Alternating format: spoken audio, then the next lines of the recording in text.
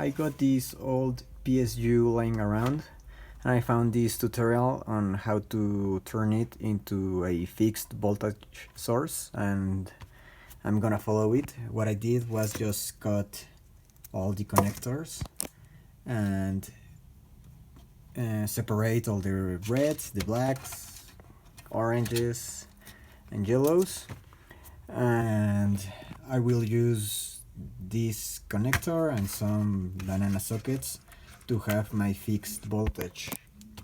I will have 12 volts, 5 volts, 3.3 minus 12 and another 5 volt one. What I'm gonna do right now is just cut this piece to have this fit here and drill some holes to insert the banana sockets. I went all around with the drill and I'm just gonna finish it up, and I'll have to clean everything up for this piece to fit in here. I cleaned it up a little bit and now I'm able to place this piece here, and now I have to decide where I want to put the banana sockets.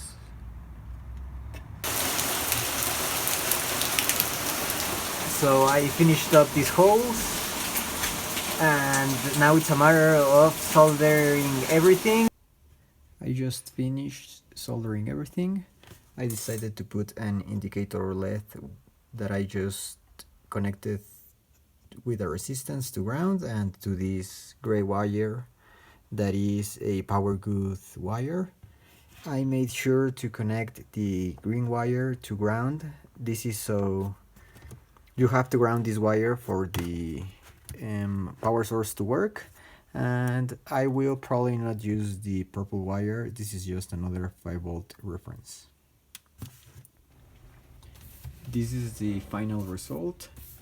I have 12 volts, 5 volts, minus 12 volts and 3.3 volts.